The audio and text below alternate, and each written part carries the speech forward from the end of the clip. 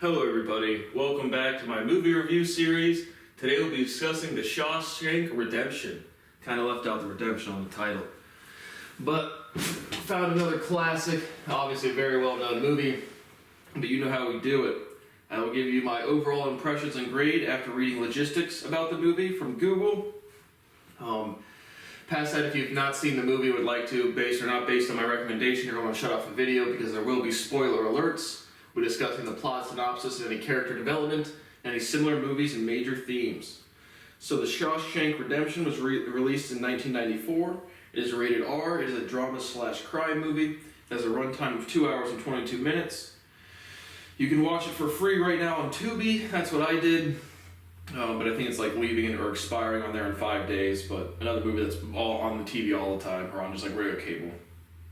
And so it says Andy Dufresne. They definitely say Andy Dufresne in the movie, but the spelling just throws me. Dufresne? But Andy Dufresne, played by Tim Robbins, is sentenced to 2 consecutive life terms in prison for the murders of his wife and her lover, and is sentenced to a tough prison. However, only Andy knows he didn't commit the crimes. While there, he forms a friendship with Red, played by Morgan Freeman, experiences brutality of prison life, adapts, helps the warden, etc. All in 19 years. Released on September 1st, 1994. So like almost 29 years old. And the box office is $73.3 million. So nice.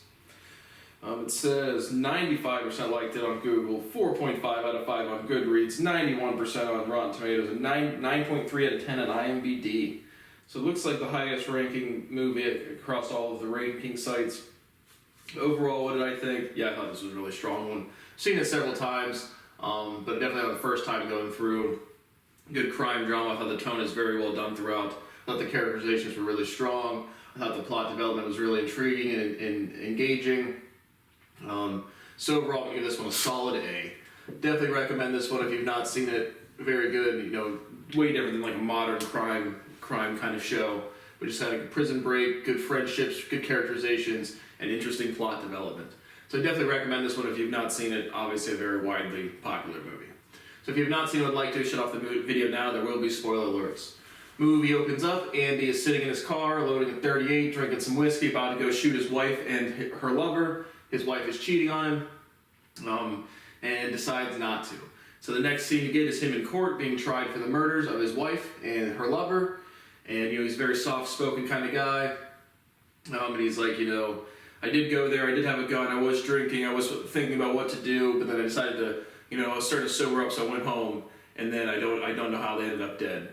And so regardless, he gets sentenced to the 2 consecutive life sentences, and he gets on the intake bus to the Shawshank prison. And so when he pulls up, again, there's some moderate narration throughout the movie, mostly from Morgan Freeman character, Alice Redding, who they just call Red. Some narration from a couple other minor characters when it's relevant, but it's mostly narrated either first person talking or a little bit of narration from Morgan Freeman's character. So they head into the prison. All of the people that have been there for a while are taking bets on going fishing, seeing who's going to be the first newbie, the first person on the first night to start crying.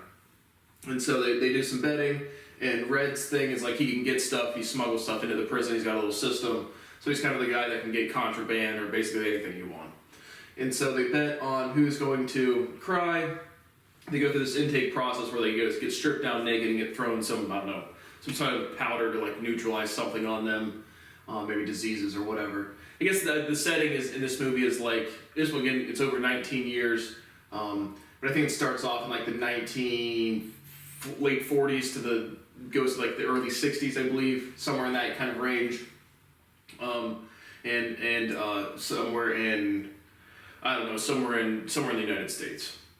But they get intake, this fat dude, minor character, he starts breaking down and crying, and then Captain Hadley, you have Warden Norton, and then Captain Hadley is his right-hand man, and Captain Hadley beats him to death, beats him unconscious, and then the infirmary, like the next day they're eating at the chow table, and they're like, anyone know how he's doing? And one of his minor characters like, yeah, he died from the beating.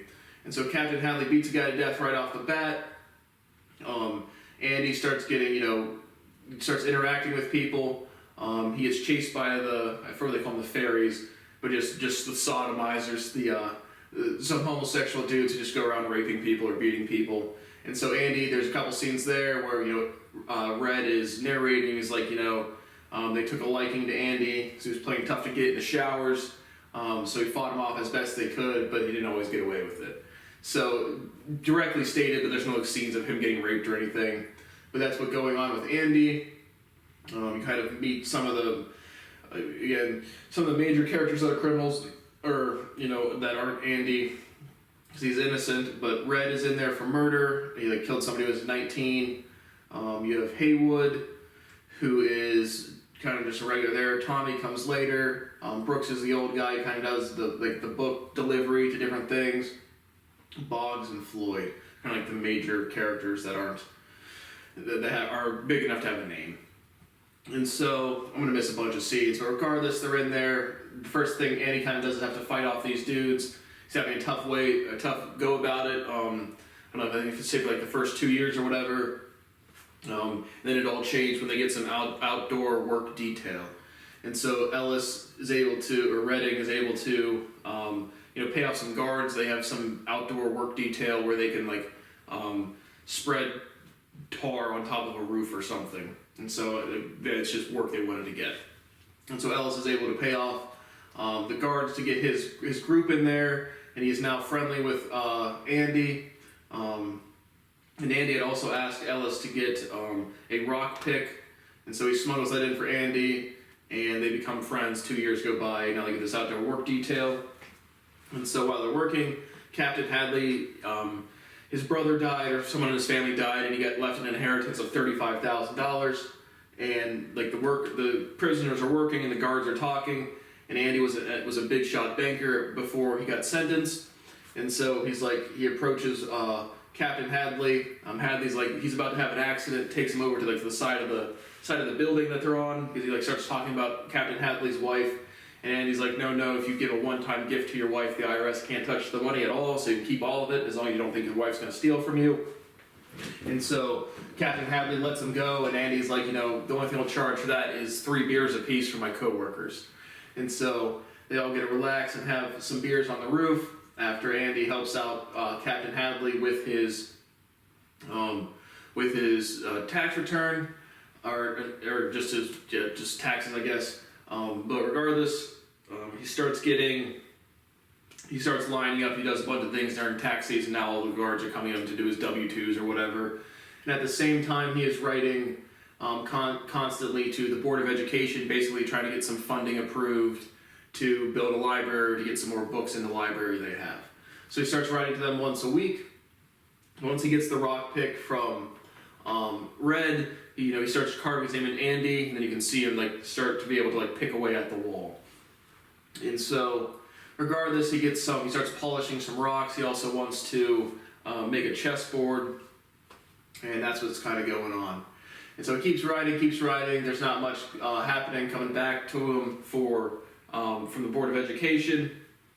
And then, And so another time, I'm going to miss some of the scenes, obviously, but he's tasked with helping the warden do minor stuff at this point, I guess. But he's in the office and he's helping somebody, and one of the officers goes to the bathroom, and he's able to take the speaker and play some Italian opera singing over the loudspeaker after getting.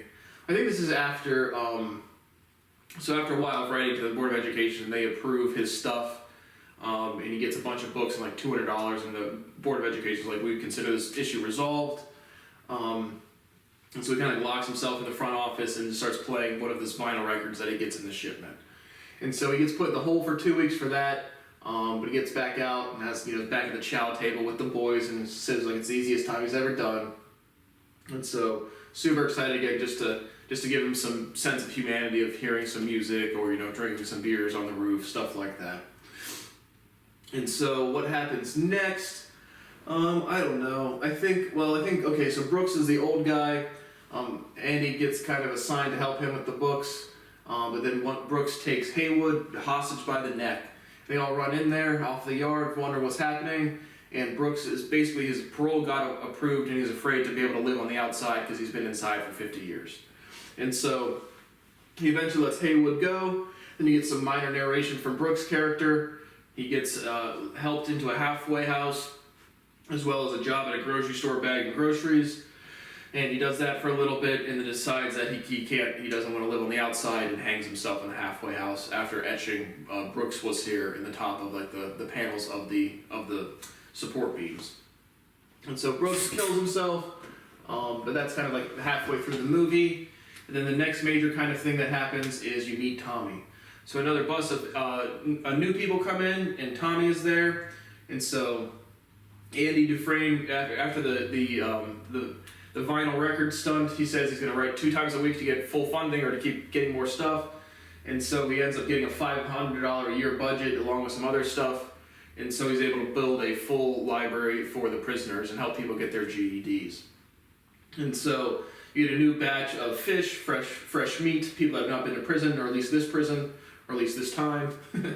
But Tommy, you meet this character named Tommy, and he comes in, and he really wants Andy to help him to get his GED. So Tommy's in there for only 2 or 3 years or whatever, and he wants to get his high school equivalency test. So Andy first puts him off. It's one quick scene, but it's like, no, I don't want to deal with losers. And he's like, you got to commit. Well, we got to go the whole way, Tommy. He's like, okay, I'm in.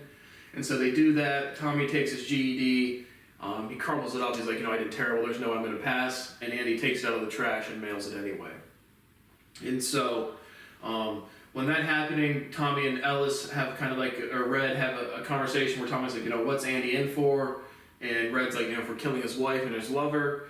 And then Tommy has this light bulb moment, and he tells Red and Andy that he had a cellmate in another prison where he was like, this dude had a bunch of armed robberies, and he was like a big dude that's very jittery or just off his rocker, and telling him he had killed people.